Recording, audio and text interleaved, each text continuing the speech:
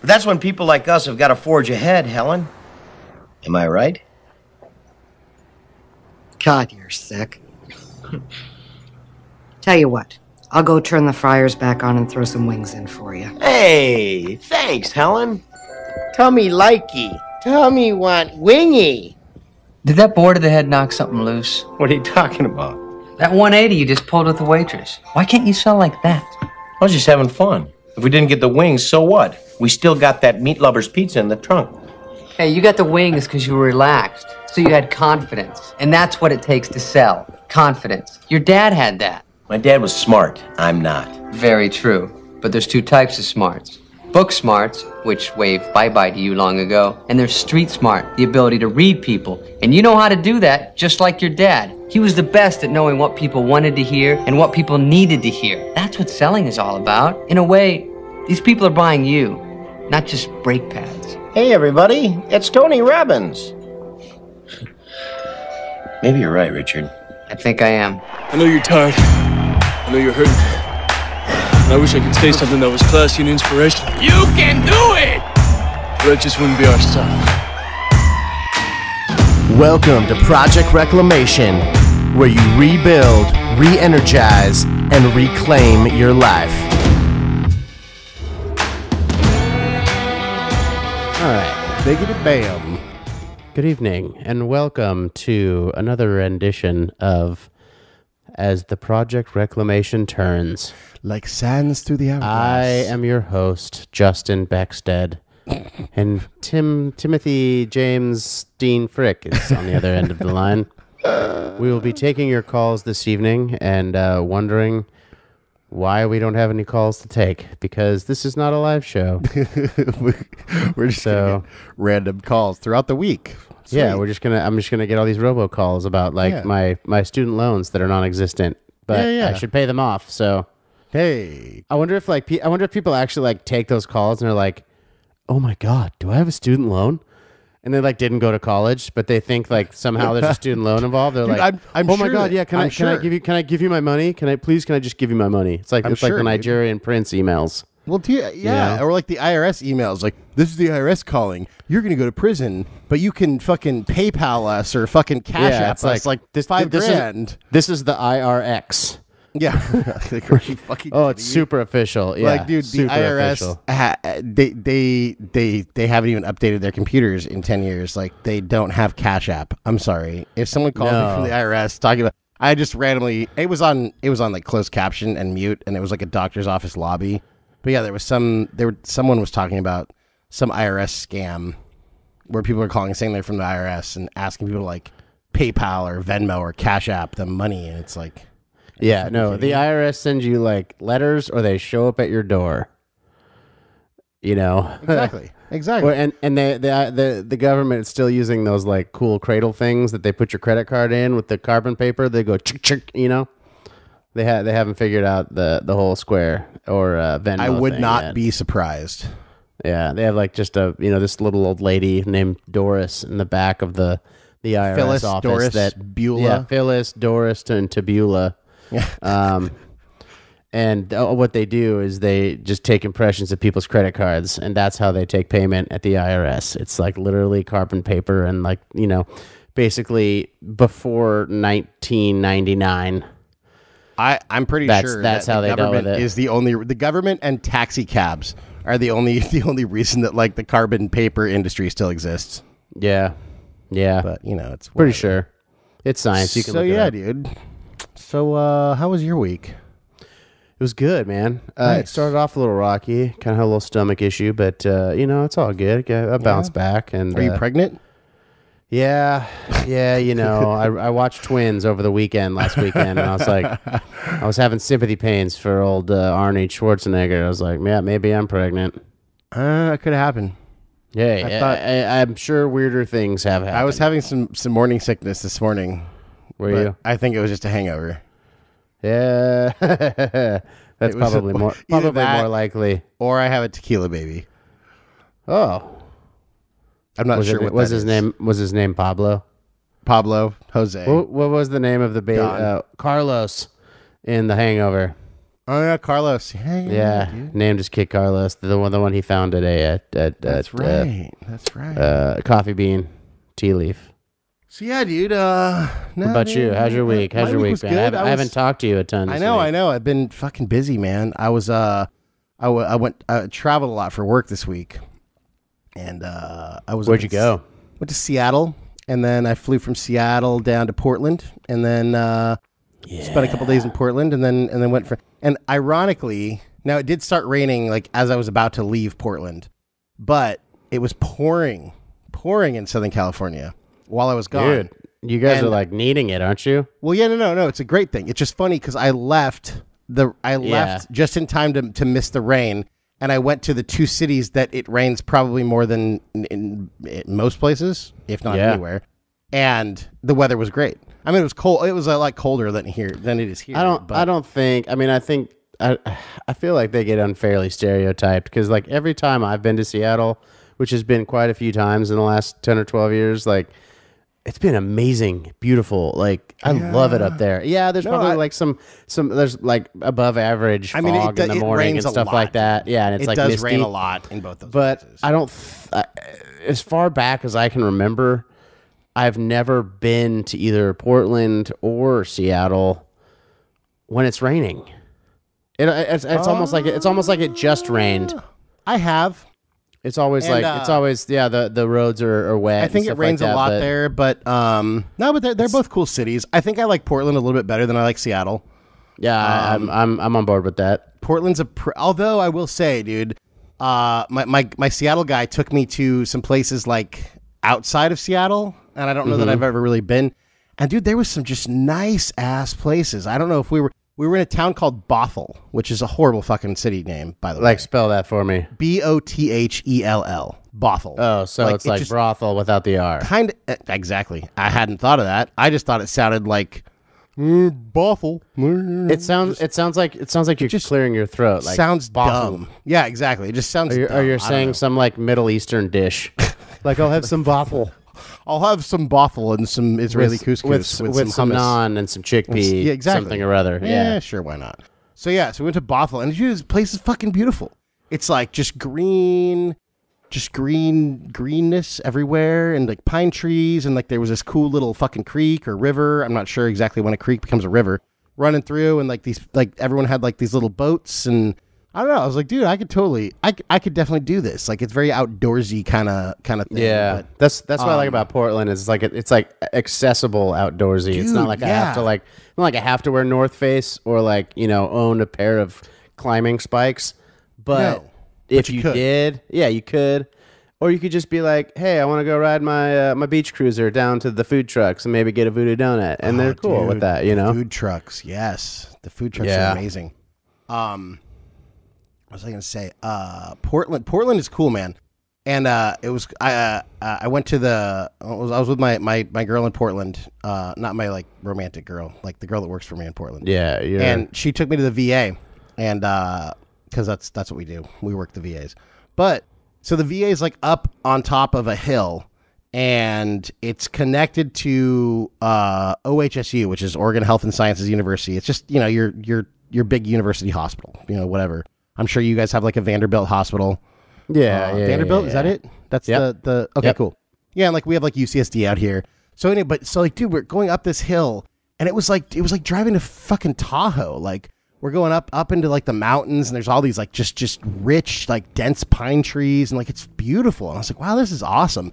They have a fucking gondola that goes up to the fucking hospital. Wow. Yeah. So I'm like, well, good luck for like the ambulances getting up there in a hurry, or like if the temperature drops below like 32 degrees. You know what, dude? If it gets icy, that could be dicey. Wow, that rhymed. Whoa. Well, I guess they could probably throw your ass in the gondola, like take the stretcher board out and. I mean, to be honest, yeah, they could. Like if it's bad, I'm assuming they could. Yeah, they probably could. Like just paramedics just jump in the gondola with the patient.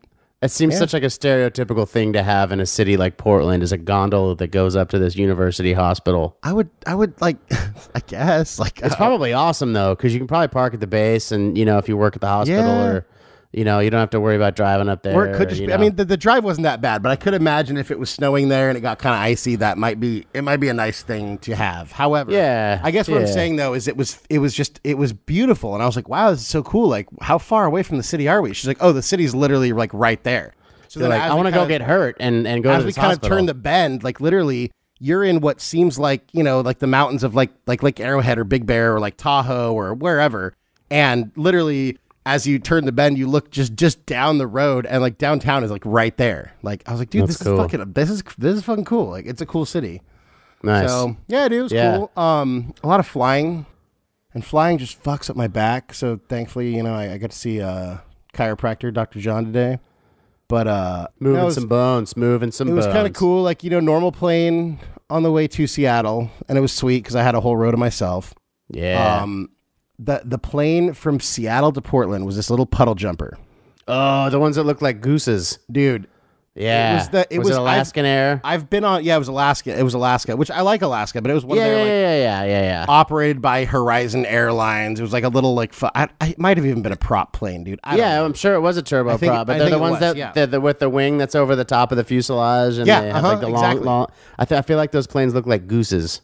No, you're right, dude. And then the landing gear comes out of the wing instead of like the fuselage. Yeah. So like instead of feeling the landing gear, like I just looked outside and I watched the landing gear just come down. But it was like so weird, man. It was one of the first. It was one of the first flights, and you know me. Like I've been on. You've probably flown more than I have, but like I've flown more than most people. Like I've been on dozens of flights in the last couple of years, and it was one of the first flights that I think I was painfully aware of the fact that I was in a fucking metal tube hurling through the air.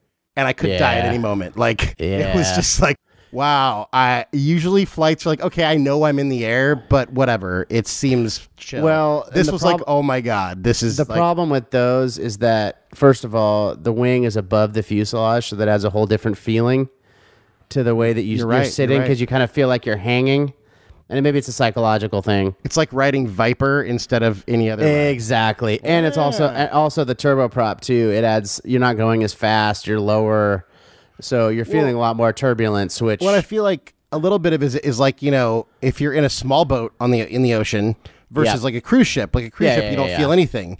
People that get seasick don't even get seasick because it's such a giant thing. It's like a big plane, like you don't notice all the little imperfections in the ride, whereas a little plane, like you notice goddamn everything. Yeah. Well, you're like I said, you're lower. Your altitude, the ceiling of those planes isn't as high, and and you're not going as fast. The faster you go, it's kind of like skipping across the water. You know, that's a good point. You know, so but yeah, I totally understand. I've taken that flight. We took one from like Seattle to Calgary or something like that. Maybe not Calgary. That's a longer flight. Maybe it doesn't Vancouver? matter. Yeah, maybe Vancouver, something like that. And that's about the same because Vancouver's about a 3-hour drive and Portland's about a 3-hour drive. So we also took one from Calgary. What reminded me is there's a smaller plane that does that from Calgary around, like Canadian Air does one, where you can like see in the cockpit. So basically, it's a commercial flight, and you're sitting. That's cool. Yeah, it was cool, but it's you know, it was at night, and I mean, I trust the pilots, you know, whatever, yada yada. And flying doesn't bother me. I really enjoy it, even when it's kind of uncomfortable. No, it doesn't bother me anyway. I just for the first time, I was like, wow, I'm in a metal tube flying through the sky. Yeah, it makes you. It's kind of like there's more to notice. You know, there's less distraction because it's like you're bouncing around and the sound's different. You know, because you got the propellers and. It's just different. It's cool. I kind of like. I like all that stuff. No, it was kind of cool. It was just different. I was like, all right. And it was, of course, you know, we were flying into or out of a storm, so it was kind of fun. You know, just remind you feel alive. Yeah. Have you seen that movie Alive? No, you know what, dude? I was just thinking of that when I said it. No, I actually haven't. Didn't they remake it though? No, I don't know.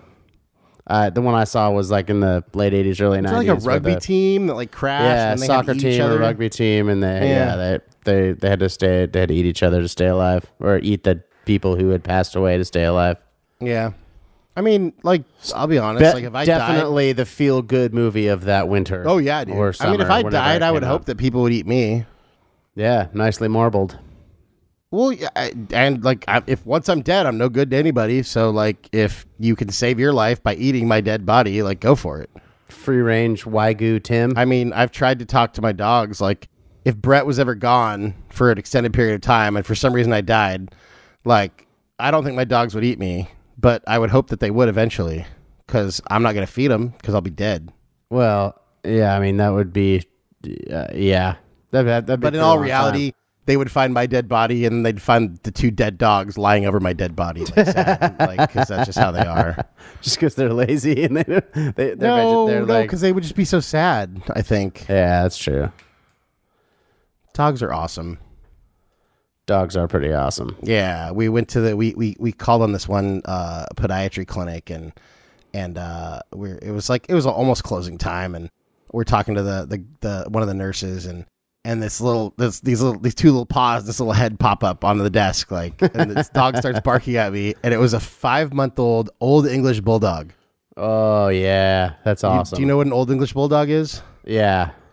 So they're not like an English Bulldog is the one that's all bow-legged and smush-faced and has like a million health problems. The Old English Bulldog kind of looks more like if you were to like cross a pit bull with an English Bulldog. So they're a little bit more, they're not as retarded, like as far as like health problems and smashed face and bow legs. And they're way bigger too. I think they're more like 80 pounds instead of like whatever, 40 or 50. I like bull terriers. Oh, like Spud McKenzie? Spuds McKenzie, yep. They're goofy looking, man. Yeah, it's like if they have like football heads. Yeah, they have goofy heads. But this dog was this dog was so cute. And like all this, like, you know, because 5 months old, so he's got all this like loose skin, like, and like after we kind of got the business stuff aside, I was like, "Can I pet your dog?" And she's like, "Oh yeah, I'll let him out." So she lets him out into the lobby, and he's just running around and jumping and prancing around, like he was so happy, and it was just very cute. I was like, "Well, this is the best appointment of the day, my friend." Yep, we didn't sell anything, but I got to play with a dog. So yeah, Tim's happy. That's cool. Yeah, dude. That's cool. So yeah, that was my week. Got to spend some time up in the Pac Northwest. In a nutshell, I like it up there. I've said that, you know, a lot of times, but I do like it up there. It's very cool. I'm up there. It's super different, especially like Washington, but Oregon even more so. Like, you know, Portland is such a kind of goofy, hipster, kind of creative, kind of ultra liberal, whatever city. But then the rest of Oregon is very much like, you know, farmers and hunters, and yeah, it's very different, very rural. It's a lot like kind of like a miniature California, where you're just like, you know, yeah, the major metropolises are like super inland California versus coastal California. Yeah. Exactly. Yep. All the farmers and such. Yeah, dude. But rock, you know, on. When I go ride with my reps, I try to bring some value to their day, their meetings. So you would think that you would add value, right, to their day? Yeah, I like to add value. So when you think about your reps, you kind of advaluate them, huh? Yeah, Whoa. I think. Did you just make up a word? Whoa. No, Mind blown. Did you just make up a word? I just did make up a word. Advaluate? Advaluate. Advaluation? Yeah. I like it. Yeah. We should run with this.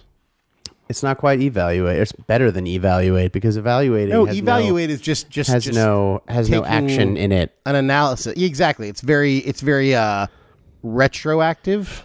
Yeah, it's not proactive. It's finding the reactive. problem. There we go. Advaluating is fixing the problem. Yeah. Or at least putting yourself on course to fix said problem. I think so. I like it. Nice. We need to run with this. I mean, if we were to dive into like advaluate, like how does that work? Well, I mean, I can just tell you, like, or I can tell myself. For instance, like there's the people who like to tell you who's to blame for things. They like to, you know, show the problem. They like to just bring up the fact that there is a problem. Oh my God, there's a problem. It sounds like fucking politics, dude. Well, for sure. Yeah. And telling you telling you who's to blame for it and all this stuff. And it's like, well, okay, well, you're looking the wrong way. We need a special prosecutor to figure out what problem already happened. Yeah. Which is all smokescreen, yada, yada, yada. Moving on. I feel like advaluating would be, okay, you have a problem. How am I going to add value to this situation? Okay. All right. So obviously there's a problem. That's why this whole the whole situation exists to begin with. So how do you move forward? So I feel like this is a very like Project Reclamation kind of style approach to things, because most people's first reaction is just to complain about the problem and talk about the problem. Well, and that's easy to do. It feels good. I get it. I do it too. It's like, oh my God, there's drama. Let's talk about it. I mean, pretty much every TV show you watch is based on that. So, I'm not blaming people for being, sucked into the drama. But I mean, if you think back to some of the stuff we talked about, I think there's a lot of stuff that kind of rolls into it. I mean, I don't know that we had an actual episode topic about it, but you and I talked, I think it was a bonus episode. We talked about taking a step back. And I think that I'm going to call it detaching yourself from your emotions. Like, I'm just going to use like a typical interaction. Like, let's say traffic, for example. And we've talked about this before, but someone cuts you off, like immediately, like, fuck that guy. Like, brr, I'm so mad. He cut me off. You shoot from the hip, you pull the gun out and it's just out of its holster and shoot. This is right. And you're mad because actual shooting. Right. We're not actually advocating shooting people. Yeah. I mean, if you want to shoot an elk or a deer and then you want to use the entire animal, I'm all for that.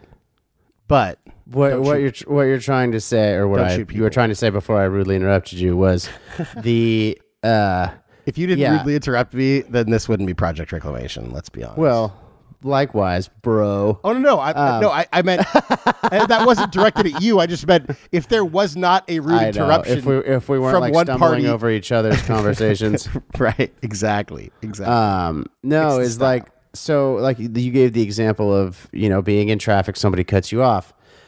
If you were to sort of advaluate that situation, it's difficult, but like you said, whatever you have to do to not react emotionally to it, when that may be counting to 3, I don't know, but taking a step back and thinking about the possible scenarios that caused it. That's the first part of it, and not stopping there and being like, okay, how can I move this situation forward in a positive way? So maybe it's just, all right, this a-hole cut me off. All right, so thinking about it, maybe he's having a bad day. Maybe he's going to the hospital because his wife's having a baby. Who knows? Exactly. But taking the time to think about that will it'll give you the time to blow off some steam that you're coming down from that super high of being mad, and B, it will make you think about the other person. Well, and I think it'll make you realize that even though you feel hurt or you feel violated or whatever it is, I think just taking the time to realize and accept that you may have been a victim of something, but it probably wasn't that bad because all you did was get cut off. But that had, like, you may be super offended, like, how could that guy do that to me? Like, but it had nothing to do with you. And I think realizing that there's a lot of power in that. Most of the time in that situation, they didn't even see you to cut you off. It's not like they had a vendetta against you. Right. And if it's a work situation or a friend situation or something where you could actually find out what the real reason was, that's different. In this situation, you might have to just kind of make it up. Like, okay, because you're probably not going to get an answer. But like you said, maybe that guy's on the way to the hospital because his wife's in labor. Or maybe, his son, he's on the way to the hospital because his son got taken in because he got hit by a car. Or maybe whatever, the guy just whatever late for it may work be. And he's about to get fired. Like, there's so many different things that person is having a bad day, or that person is going through something. You may have been offended that he cut you off, but it really had nothing to do with you.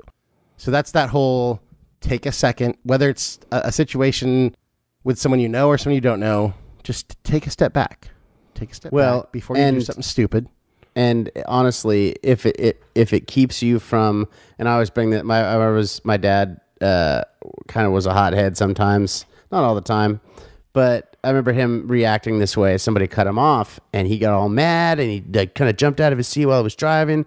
He flipped the dude off, and it like scared the crap out of me when I was a kid. Like, oh my God, what's going on? Like, you know, that had a pretty profound impact on me. That's something I remember from being like, 7 years old or 6 years old, like, I know that I don't want to be that way. And I know, and sometimes it's almost impossible to get over your, gut reaction to things. 'Cause I'm not saying that, I'm perfect. I'm not, obviously, but if you can double take on that reaction and just be like, if you can, miss that initial sort of dynamic pulse of, madness and fear that you're experiencing, it'll give you a chance to think about it.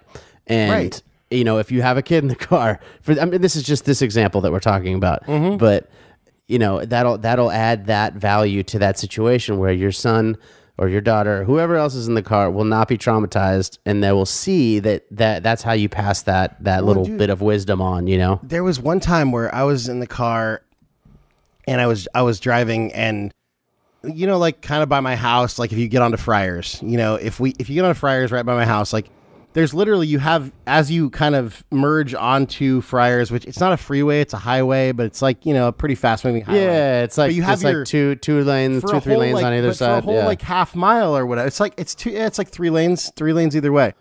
Yeah. But for a whole like half mile, you have your own lane. So like if you're getting on by my house, like you don't have to stop. Like you can just go. You don't have to merge right away because you have your own lane. So this guy was kind of stopped. So I did, like, I'm not a big horn guy. Like, I don't lay on my horn unnecessarily. Like, I like to use my horn to wake people up, avoid accidents, that kind of shit. But like, this particular one, like, I literally just, like, I have the horn tap method. I just literally kind of tap it. So it's like, as short as you possibly can, just kind of like a, hey, like, letting you know you can probably keep going. So that's all I did to this guy. And then he kind of pulled over, let me pass him. Then he fucking followed me for miles. Like crazy, like just fucking like waving his arms, like yelling, like just fucking insane, dude. Like to the point where I actually called the cops, and I wasn't going very far, but I just kept driving because I didn't want to stop because I didn't like this guy was so like unhinged. I was like, dude, like don't get me wrong, I'm not gonna back away from a fight, but this guy was so fucking unhinged. I was like, I don't know if he has a knife or a gun. Like this is not a fight I want to be a part of. So then finally, like, we're just driving, and he just kind of peels out, makes a super illegal, like, U-turn, and who knows what the hell happened. And the dude was like, he looked like he was, I would say, like, probably in his 40s, like well-dressed, but, like, fucking crazy hair. Like, he didn't look like a crazy person. So who knows? Maybe maybe something fucking horrible happened in his life, and clearly it probably had nothing to do with me, and I was just the one who he decided to take it out on. Yeah, you were the straw that broke the camel's back. But it's like that, like, I wasn't even, like, having an angry reaction, because I was literally I tried to, just tappy, tap, tap, tap, like, tap the horn, hey, buddy, like, and that was the reaction I got, so I can't even imagine, like, if I had just, like, flipped him off and, like, laid on my horn, like, who knows what the, dude, you just never know. Well, it kind of comes down to context, like of the situation. You just don't know. It's like when you're when you're texting with somebody and you say something that can kind of be construed as like rude. You're like, wait. You don't have the face to face. And these are first we have these traffic and driving examples. It could be anything. Where someone quote unquote wrongs you. And this doesn't even have to be a reactionary thing. When you evaluate something, you could be going into a positive situation where you have a project at work, or absolutely, you're taking the kids on vacation, or whatever. Like you're just going. How do you make that better? I think our first kind of step towards adding value, I think, was detaching yourself. If it's a situation, if it's a condensed situation, just removing yourself from your emotions for a minute. And I think it's the first step. And that's kind of what we're talking about. It's funny because ever since I kind of took this new sort of approach to, I don't know, an observational approach to things, like I'll like I can think of a couple instances where, people that I work with or that work for me have called me and be like, oh, this fucking nurse or this doctor, like, what a dick. I'm like, you know what? Hold on.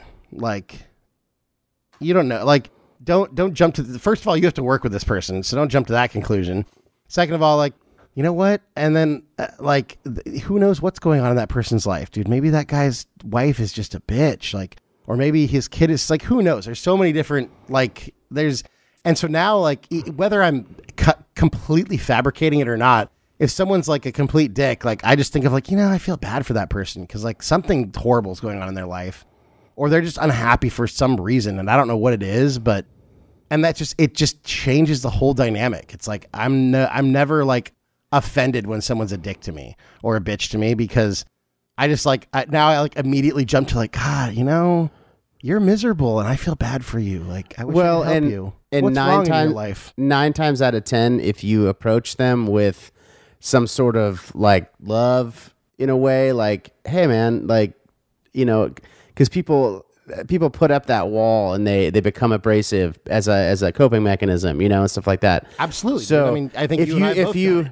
oh, for sure. And if somebody is mean to you and you just let it kind of glance off your back and approach them as if that never happened, 9 times out of 10, those people that will let that down and they'll be totally cool. I'm not saying that there's people who will continue to do that to you, but for my experience in doing that, it's if you kind of approach that where you, like we said, kind of subtract the emotion from the situation, look at it logically, and see, like, and if you like Tim says, all right, well, maybe this person has something bad happening in their life, so you kind of feel sorry for them, so you approach it with a very empathetic mind frame.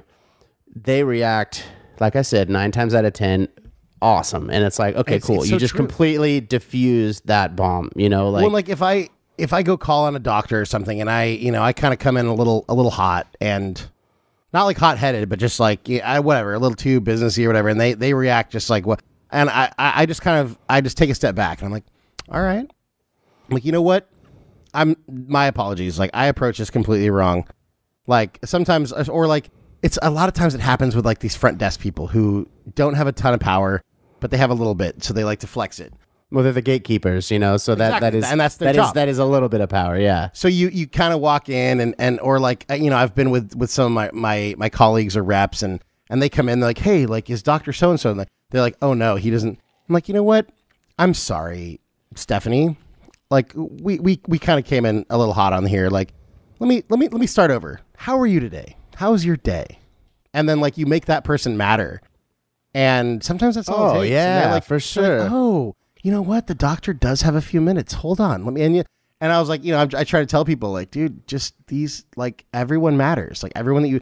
And that goes for not just work, but like everyone in the street, like everyone you talk to, like the cat. I mean, I've went on fucking horrible rants about grocery store clerks and shit. Like yeah, their job sucks sometimes, and people are assholes. So, take a minute and try to like make that grocery store clerk. If nothing else, just treat people like human beings, and like it goes far. Yeah, I've said this all the time, like, because I travel and I work in venues with security people and stuff like that, and they're just sitting there. The guy, you've seen them at concerts, the guys in the yellow shirts, and that job, I've done it. You and I have done it before at the Santa Barbara Bowl for a couple of years. That job is it's thankless and it's boring, and you're just there as a basically a person, just so that people kind of see you. So I make it a point. You're basically a cone or like a buoy, kind of, yeah. Yeah, I make it a point when I'm walking through a venue to say, hey, and like try and joke with every one of them that I walk by, like, because some of them read books, oh, good book, like, or even if they're just sitting there, oh, you look bored, like just something that engage with them, because, and I've had the blessing and the opportunity to have been in their shoes, so I know that when somebody came up to me and didn't treat me as like a fixture stuck to the wall, I was like, oh, that's cool, man. Because they know that's how they're making their living, and that's completely respectable. And it's like, dude, you're doing your job, I'm doing my job. We're coexisting. Yeah. We're getting this whole thing done. We are all cogs in this wheel. So or the person that the cashier at the store you're at. or the person that brings you your pizza, or your Uber driver. Like, I mean, there's just so many different things that or the people that you're standing with in an elevator. Like, who the fuck knows who those people are? But elevator rides are so awkward. Like, I try to make jokes in elevators, and it's awkward sometimes, but sometimes it's great. Like, well, and it's funny how much more fun life becomes when you realize that there's all these little opportunities for these fun interactions. It's like, dude, that's fun, especially it's just as, I know that I'm changing their day in some small way, but it's also changing mine because I feel good because I know how that feels. Even if you're just saying something stupid or acting like an idiot, like, at least, like, that person has something interesting to tell their wife, husband, roommate, friend when they get home. Like, how was your day? Oh, same shit, different day. No, you know what? There was this crazy guy in the elevator, like, cracking jokes and, like, just saying stupid shit, like talking about the zombie apocalypse or some shit, like, whatever. Like, either, like, I don't know. I like where you're going though, and I just see, like, every interaction with every person I pass on the street, in the store, whatever, it's an opportunity to positively affect someone's life in some way, shape, or form. And I mean, it kind of goes back to our whole, like, reclamation idea, but yeah, it's just, I don't know. So I think, yeah. Well, and it's funny because I've been noticing this lately too, and I've been guilty of it, where, we have all these opportunities to be able to communicate with each other, but we don't for some reason. There's a real estate agent lives in my neighborhood, and I'm trying to kind of get new clients for my side gig of, taking real estate photography and videography and stuff like that. So we went and met. But I had a little block party in December, and he came by, and we didn't exchange any information, but he's got a sign up in the neighborhood with his email and his phone number, or his website. So I went through, for some reason, instead of just calling him on the phone, I went through his website and, like, sent him an email. And like, it took him like 3 weeks to a month to get back to me. And he's like, dude, I'm so sorry. I was like, bro, it's all good. Like, I probably should have just dialed the number and called you. And so, like, and my point being for this whole story is, like, I'm not the only person who experiences that. There's a lot of people who like to the disconnect. It's so convenient to just text somebody, because you don't have to have that face-to-face or even the ear-to-ear communication. So kind of being that icebreaker to people, it really kind of lets you kind of let your shoulders down and be like, oh, okay, cool, like, relaxing. It's like, yeah, I can get back to this one-on-one human interaction thing that we're meant to do and feels good, like. Well, yeah, or even, like, let's say you have a complaint for some Amazon delivery, or you need to change your flight or something like that. Like, there's ways you can do it on the app or online or whatever. And I think that's our inclination. Like, I don't want to be bothered by this, but dude, you just call customer service. And again, there's an interaction with a person who, probably just gets yelled at a lot in their job. And, like, but, like, I just love talking to customer service people, because I just try to, like, how's your day going? Like, where are you based out of? Like, like, how's the weather in fucking Indiana? I don't fucking know. Like, it's just because they if you're nice to these people, like, the shit that they can do for you, it might surprise you. You never know. Like, well, yeah, this person can change your flight, whereas you trying to do it online or the app, you might not have as much luck. Yeah, there's the whole human element to things, exactly. And we are pack animals, We sure are. We need, we are tribal beings that we've suppressed that through our evolution, and technology kind of aids in suppressing that, because we can kind of sit in our houses and communicate electronically. So dude. In fact, instead of this podcast, I think we're just gonna start DMing each other and, like, just totally.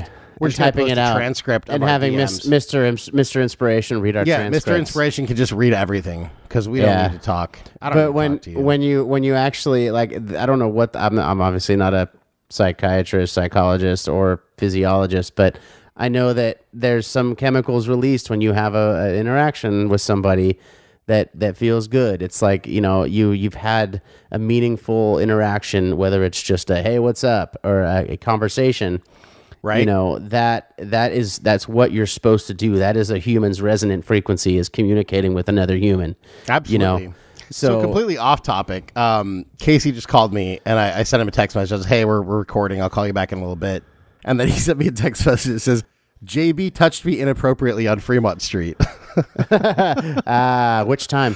Damn. Hold on. Let's send him that. Let's send him that message. Which time? And where? All right. I'd like to hear. Yeah, that's funny. Oh, look at this. You know what? We thought we wouldn't have any live calls. Little did we know. We got a little does old Casey Manning know that he is. Gotta love Casey Manning. Casey Manning's birthday is coming up. Is it? Yeah, end of February. Oh, sweet. Mm-hmm. Time to send him inappropriate Amazon gifts. Ooh, good idea. Yeah, like a fleshlight.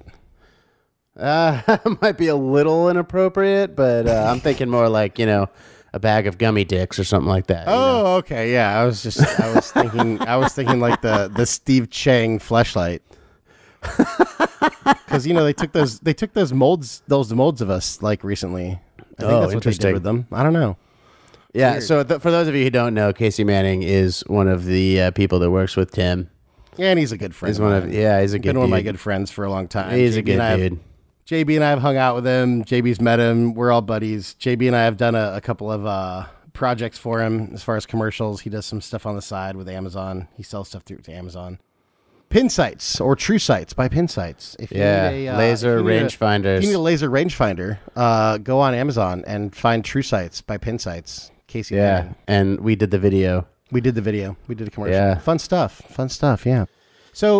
So I think that we can add value or advaluate every situation that we're in. I mean, every day. I think if you're looking for some steps, I think our first step was kind of in more of a conflict sort of situation. I think just removing yourself from taking a step back from your emotions or detaching yourself. And then I think we kind of already jumped into this, but just to sort of put it into words, I will say step 2 would probably be like putting yourself in the other person's shoes. Yeah, for sure. Walk a mile in their shoes. Yeah, or like 10 feet, or just put on their shoes. Yeah, because they could be like really painful, and maybe that's like, dude, God, you need to get blisters. some, like Forrest Gump. You need to get some comfortable shoes. Comfortable shoes. Those look like comfortable shoes. Well, and you were saying, like this, the examples that we've given involve another person. This can also be used like when you get up in the morning, like for your own self. Like I get up, like the other day, like I just got up and I was just not, I couldn't get the day going. Like it was, the engine was flooded and it was just like, cranking. I just couldn't get it to turn over. Sorry for the car metaphor. I like it. But I didn't really run through this whole thing that we're talking about here. And so the next day, maybe I felt a little better, whatever it was, but I kind of looked at it. I was like, all right, how am I going to, I advaluated the day. I'm like, how am I going to add value to my day, to myself? Absolutely, man. And it sounds like this whole add value thing, like I feel like it's so kind of cliched and overused by, social media influencers and YouTubers and stuff like that. But there is something really legitimate to it because a value is something that people want and need. It's not the empty calories. It's like it's the nutrition that you need. I also feel like there is an undeniable link between at least the value that we're talking about and kind of positivity. And yeah. Well, positivity is just it is valuable. I absolutely. I mean, positivity is the good calories, whereas negativity is the empty calories. Yeah. And I think empty calories are delicious sometimes. Like, those crumb donuts are fucking delicious. Oh, yeah. Like 2 a.m. Taco Bell. Right, exactly. Don't get me wrong, dude. I will crush some gorditas. But, yes. most of the time, I'm gonna be needing some. But then you're going to fucking... cruciferous vegetables. You're gonna regret it in the morning. Like, what's yeah. Oh, yeah. You're going to be sitting on the toilet, like, reading some article in Men's Health. Like, God damn it, what did I do last night? Oh, why did I like have 40 packets of fire sauce? That was bad news. Yeah, my asshole is. You know what they say, dude? Hot in, hot out. I wish they would. I honestly wish they would come out with a hotter hot sauce at Taco Bell. El Yucateco needs to have. I was gonna say, packets. I think what you, dude. Do they make El Yucateco packets? They totally should. I'm sure they do. Hey, Brent Van Tessel, from Sofa King Podcast. I'm calling you out, bro. Dude, first of all, tell me if they already do, but if they don't, dude, El Yucateco hot sauce packets. I don't know which ones. Dude, they need to get with Taco Bell and brand it, dude. Like, hey, dude, and you know what? Whole market. They could be like, dude, Sofa King El Yucateco, XXX. Amazing. No, dude, like it's just Sofa King hot. That's what it says on the Taco Bell packet. Oh my God, Sofa King hot. Yeah, that would be, dude. Brent, Brad, Dave. Seriously, Sofa King hot. I think I'm gonna mock up that T-shirt and send it to him, dude. We're gonna make that for you guys. Shout out to Sofa King Podcast. Branding. If you guys haven't listened to Sofa King Podcast, please do. They were one of our many inspirations to start this podcast. Their podcast is nothing like ours, but I would say structurally it's a lot like ours, but the content is completely different. And because we try to be motivational, we're pretty inappropriate. They're more inappropriate, which I love. You guys are good. Don't ever change. Gotta love you. Fucking Brent, Brad, Dave. Shout out to you guys. Thanks for being awesome. Seriously. But yeah, dude, El Yucateco hot sauce. Go buy. I know they make the pocket sauces, so I think they're like the little bottles. Yeah. Or keychain. I think they make a keychain bottle, so you could bring your own. I have El Yucateco in my fridge, although I am missing my favorite flavor, which is not. It's probably the least hot. It's the Chipotle. It's like Chipotle spicy barbecue. Dude, spicy barbecue sauce. It's fucking amazing. I love that. Love that. But dude, their XXX is amazing. I'm kind of a pussy. I'll be honest. Like, if I have a whole bowl of like chili or soup or something, like I'll put like a couple of drops in there. I know the XXX is a little too smoky for me. Like I can deal with the hotness, and I don't use a ton of it either. But I can't put it on every chip and eat it like that. Like that. Yeah, that is too hot for me. My favorite's the green, just the green habanero. I like the green habanero. The red habanero is decent. You know, they make a Caribbean flavor. I'm not entirely sure how it's Caribbean or why it's Caribbean, but it tastes. It's probably delicious. got some jerk seasoning in it. Maybe, yeah. Or maybe it's a little bit sweeter. Could be. Maybe it's some pineapple or some in there. A little teriyaki-ish. So that one's good. Then there's the black. The black is I had these. Dave likes the black. I don't know. I don't know that I even have the black. I've had it. I don't know if I have it now.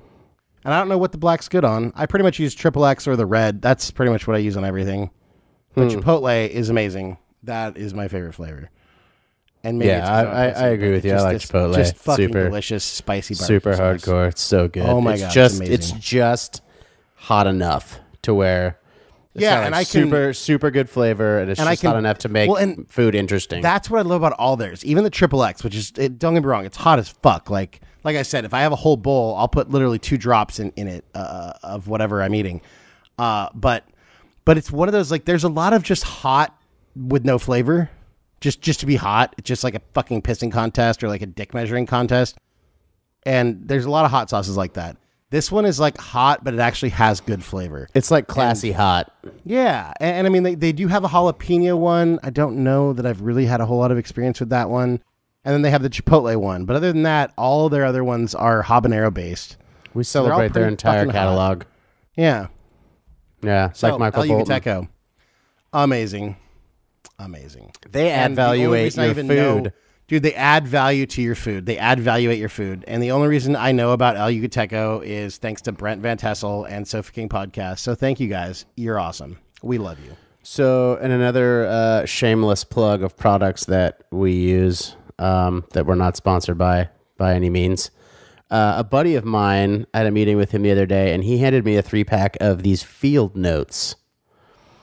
Ooh, I got those on Amazon recently. I love those. Yeah, and it's the field. They're like little tiny notebooks. Yeah, they're like 3.5 by 5-inch little notebooks. There's 48 pages, and it's the Field Notes brand. They're out of Chicago. And it's just great, man. It's like it fits in your pocket. And they have like graph paper and line paper and there's all kind of like funny, like not really funny. Yeah, there's funny uses for it. There's like a ruler on the inside.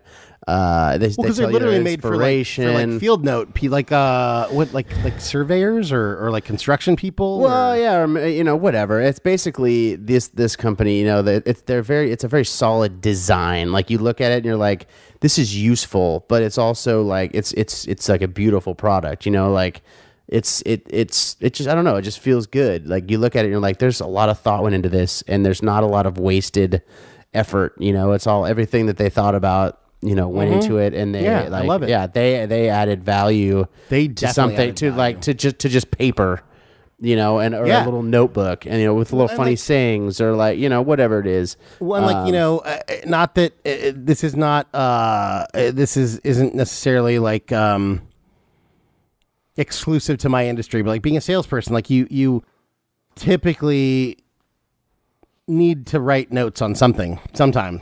And so like people bring their notebooks with them, but sometimes like I'm just walking into somewhere and I'm not going to bring like a big notebook, but like having something that I can just throw in my pocket is great. Yeah, like a legal pad. You're not going to walk around with a legal pad. No, but there's plenty of other like, I can go and buy like the moleskin like pocket one or the red and black, or red, I don't know, fucking go to Staples. Like, there's plenty of ones that you can fit in your pocket. But yeah, the field notes, good shit. Well, they're 48 pages. It's not like it's not super thick, so like you can go through a couple of them. But I don't know. It's just kind of a cool. When I picked it up and started using it, I'm like, oh, I will use this. That's the other thing. Is like a lot of these little planners, like you just don't use because they're too big or they're just not. Right. Yeah, but they have a lot of choices for your cover color. Oh, so you can get a bunch of different colors. And like I think you get like Hunter Orange and some other ones, but like the one that I got was like a wood grain cover. That's cool, and it's super cool. I just ordered the clandestine version. It was like $12. There's 3 of them, and that comes with like this little cipher wheel. And there's like you can like write codes. There's like a whole like code section on the back. I like it, which is kind of cool. So you can write coded messages to people and see if they can figure it out. And they actually, I think if you go to maybe just plug them. And it's fieldnotesbrand.com. There's like this contest going on right now where if you buy that clandestine set, there's a video that you watch and there's like this like treasure hunt kind of weird sort of Da Vinci Code thing going on right now. Like fucking Cicada. Yeah, it's kind of cool. I like that. I like companies that kind of put that thing out there. It's like this is a solid product.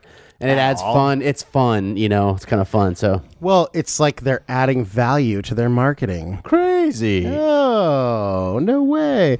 So yeah, so as far as products that we have no sponsors on this podcast, and we would never take a sponsor that, at least I think you would agree with me, JB. I would never take a sponsor, no matter what they were offering us, that wasn't something that I really believed in. But a couple of products that we do believe in that I would not hesitate to take as a sponsor would be the Field Notes. Kyoto Dew matcha tea. That's all I got so far. Oh, and the San Diego Fleet. San Diego Fleet. Yeah. Thanks, Charlie Ebersol and Bill Polian. So yeah, that's what I got so far, man. No and any company that makes paracord, because my new therapy is paracord, making paracord shit. Because I don't know. That's kind of cool. I actually I've worn a paracord bracelet that I made with the shackle on it for like the past 6 years. Well, and I got one that I was wearing. It's kind of cool. It's like a survival one. So in the clasp, there is like there's like a compass and like a rape whistle in case I'm getting raped sometime. And then there's like a little flint fire starter. And then when you open it up, there's like this little knife. It's only like an inch, but it's kind of like a legit knife. Like, so I was wearing it. Shit's gonna cut somebody. I mean, you could, yeah. Or I mean, you could cut stuff if I was like stranded somewhere and I needed to cut something. But I was like talking to Dr. John, my chiropractor. There's another shout out. Buenos Dias Chiropractic. John Diaz, my favorite chiropractor. In San Diego, California. So if you need a chiropractor in San Diego, California, contact John at He moves Buenos bones. Diaz. He does move bones. JB has seen him. I've seen it. I see him all the time. He's great. There's a lot of shitty chiropractors out there. So, if you're in San Diego, go see Dr. John.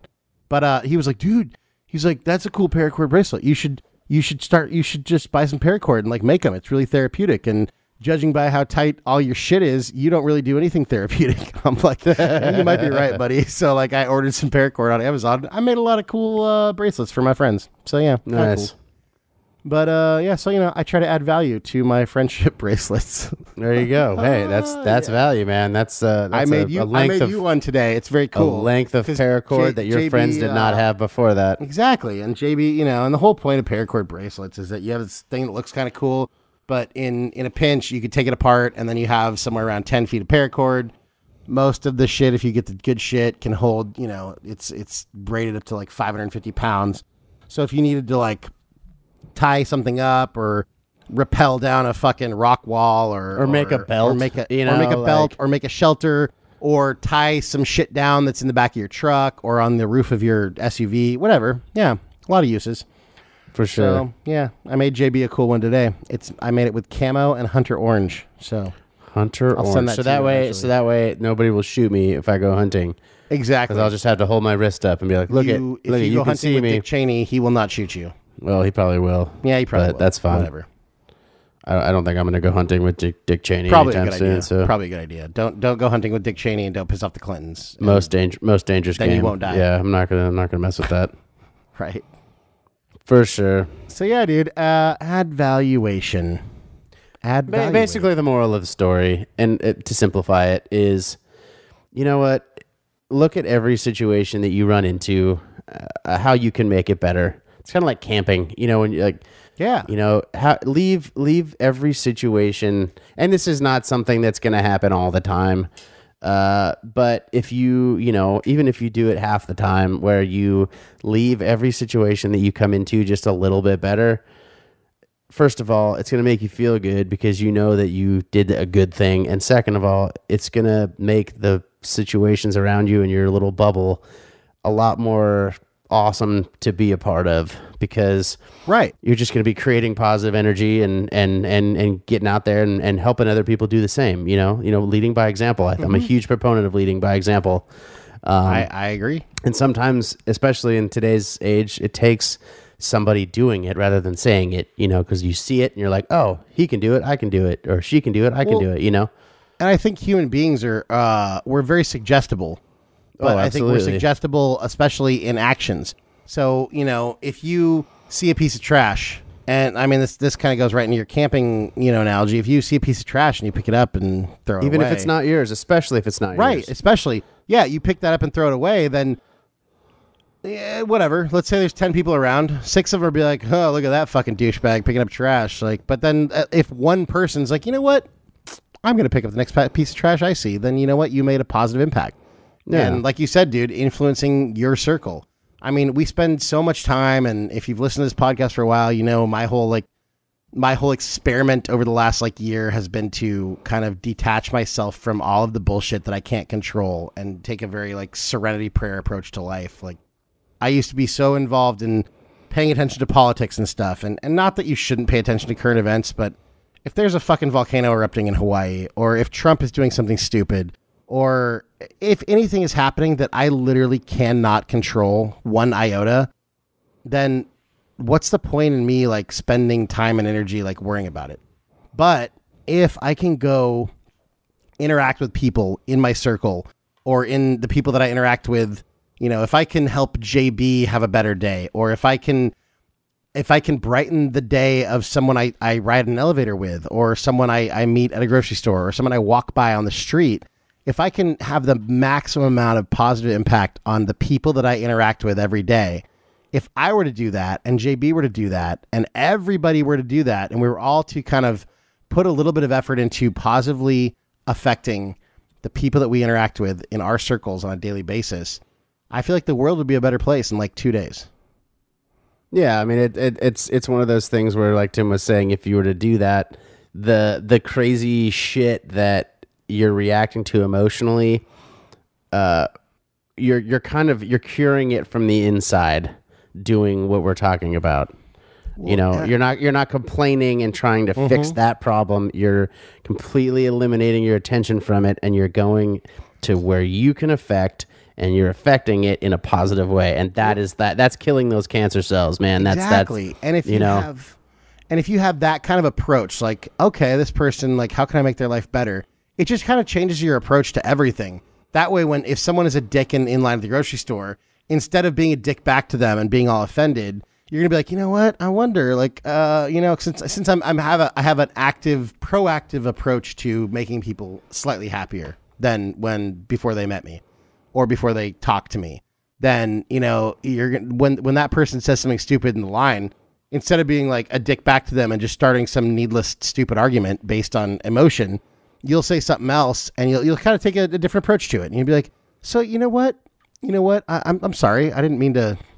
I'm sorry you thought I cut in line. If you thought I did, whatever. Like, how's your day, by the way? And that person's gonna be like, wait a minute, what? Huh? Yeah, you know what? No, it could be better, but it's not that bad. I guess I can't complain. I don't know. Like, I'm just saying, you throw people off a little bit and you mix it up a little bit. And if we all kind of injected a little bit of that into our days with the people that we run across, then they're going to be less likely to just walk around angry, like I feel like so many people do. Yeah, or like the next time you're at a restaurant and you have like quote unquote crappy service, don't like. I mean, the knee jerk reaction would be to not give the guy a great tip or the woman a tip, whoever it is serving you. You know what? Turn that on its ear. Give them a slightly more than you would have, and write on the receipt, "I hope you have a better day" or "Have a great day." Throw it back at them. Because maybe that's all it takes. Is like.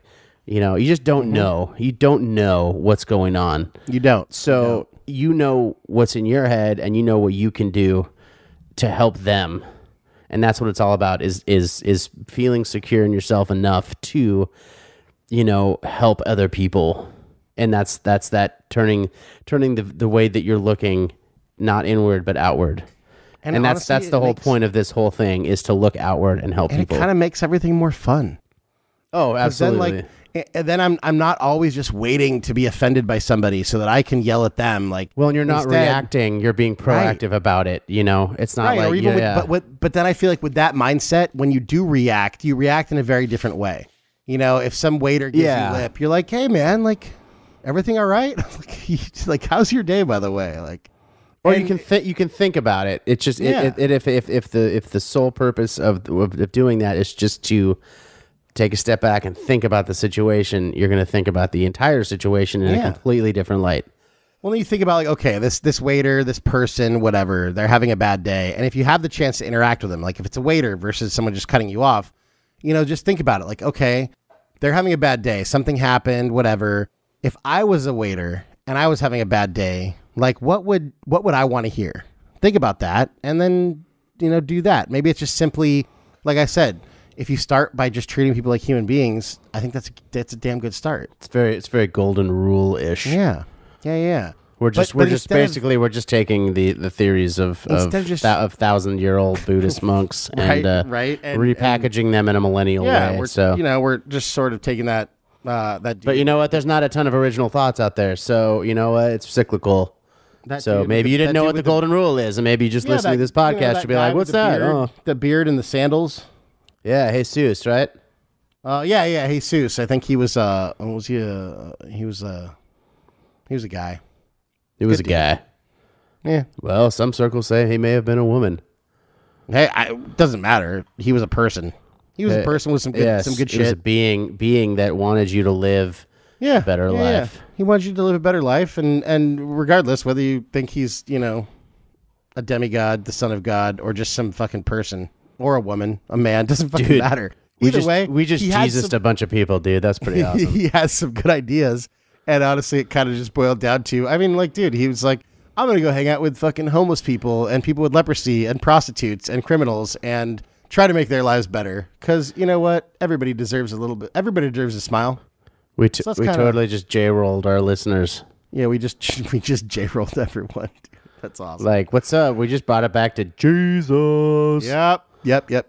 He was a dude. So he was a good dude. So, JB invented a word, and then we talked about it for 45 minutes. So, I hope that you guys all like add valuation. So, you know what? Go add some valuation to your day, today, tomorrow. Yeah, do it.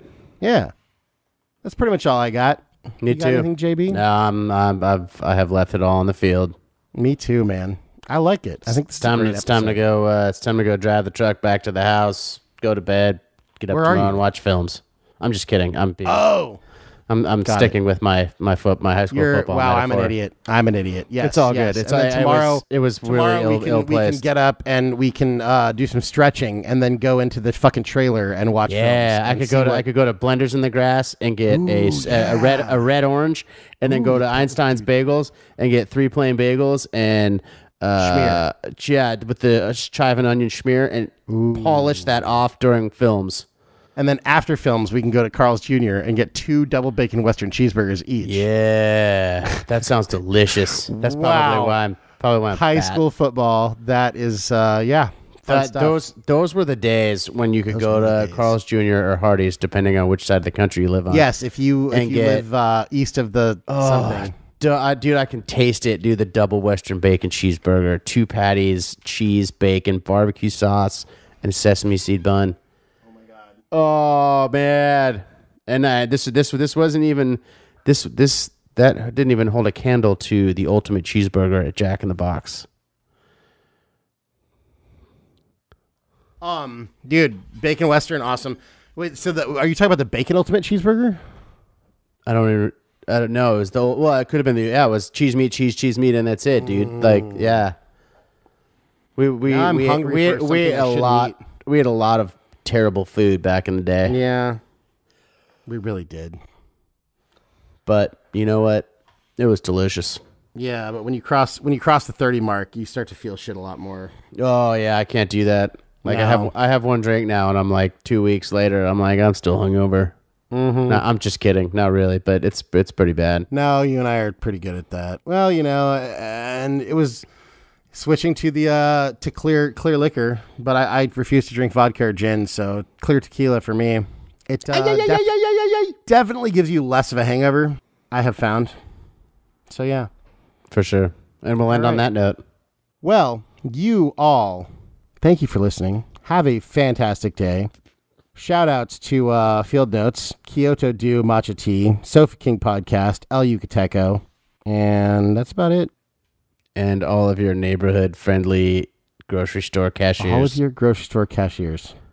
We should start a Go Hug a Grocery Store Cashier campaign. Go hug a cashier. It doesn't have to be a grocery store either. You can go to Michael's and buy like some craft shit. Yeah, like don't hug them, but like emotionally hug them. Like, yes. I mean, if they're open to make a smile. A physical embrace, then by all means. Give them a hug. If you're at an airport, but if it's like awkward, like smile. exactly, yeah. Be like, hey, dude, I'm sorry that a government's stupid and they haven't paid you, and but I'm glad that you're still coming to work. Thanks, dude. Yeah, there was actually quite a few people that thank the TSA agents that were still working when I was going to the airport last. Yeah, because those guys are not getting paid right now. I mean, they will eventually get all their back pay, but but who knows how long that'll be? So. I don't know. The problem is you could blame the Dems or the Republicans. The problem is they're both digging in their heels over stupid shit, and they're fucking over people who don't deserve to be fucked over. That none of us right can control. Back to my point. Fuck the government. Vote third party. Thank you. Whoa. Shtick. That's a little extreme, but hey, it's all good. Yeah, I'm already on the list, so whatever. True. I'm not on the list, and I still need to travel internationally. So totally on the list. I was on a no-fly list for a while.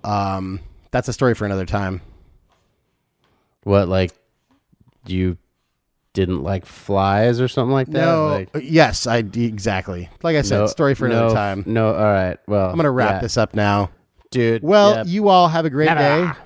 Until we talk again. Boner nachos, because it's nighttime. Nachos. Yes. Nachos. Be good. All right. Bye, guys. Peace. So what I believe you were trying to say is thank you.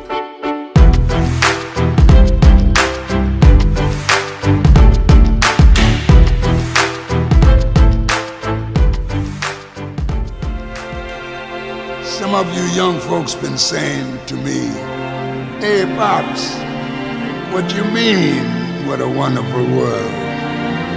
How about all them wars all over the place? You call them wonderful? And how about hunger and pollution?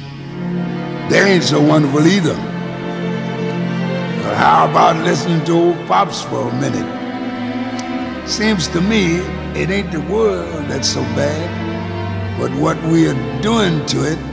And all I'm saying is see what a wonderful world it would be if only we'd give it a chance.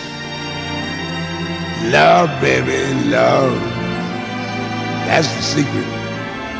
Yeah. If lots more of us loved each other, we'd solve lots more problems. And man, this world would be a guesser. That's why old Pops keeps saying,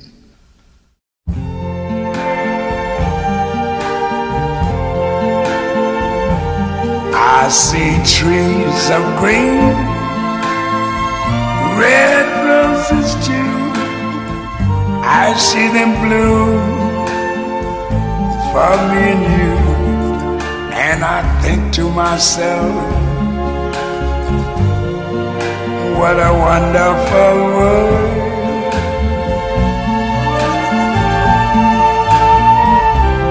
I see skies of blue and clouds of white, the bright blessed day, the dark sacred night. And I think to myself, what a wonderful world.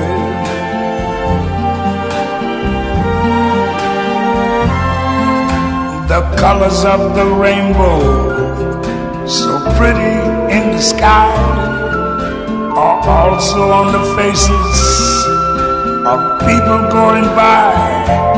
I see friends shaking hands, saying, how do you do? They're really saying, I love you. I hear babies cry, I watch them grow. They'll learn much more than I never knew. And I think to myself, what a wonderful world.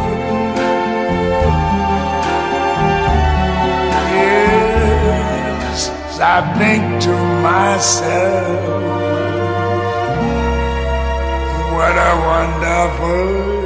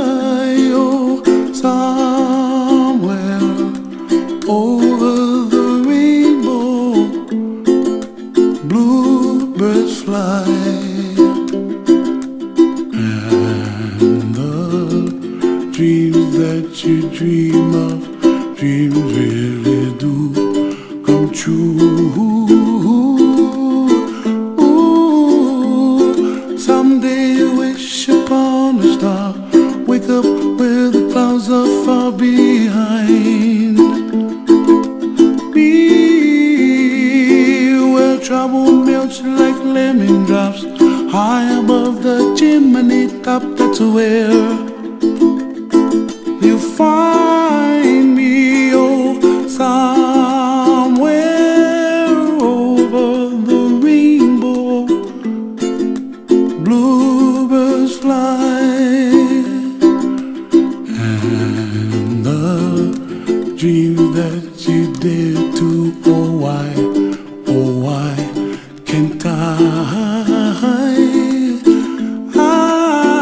Well, I see trees of Greenland, red roses too.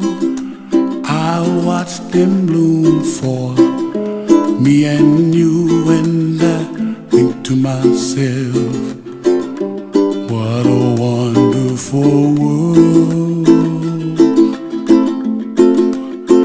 Well, I see skies of blue, and I see clouds of white, and the brightness of day. I like the dark, and I think to myself, what a wonderful world. The colors of the rainbow, so pretty in the sky, are also on the faces of people passing by. I see friends shaking hands, singing, how do you do? They really say, I love you. I hear babies cry, and I watch them grow. They'll learn much more than we'll know, and I think to myself, what a wonderful world. Someday I wish upon a star, wake up where the clouds are far behind me, where trouble melts like a lemon drops high above the chimney top. That's where you find me, oh, somewhere over the rainbow, way up high. The dreams that you dare to, why, oh why can't I?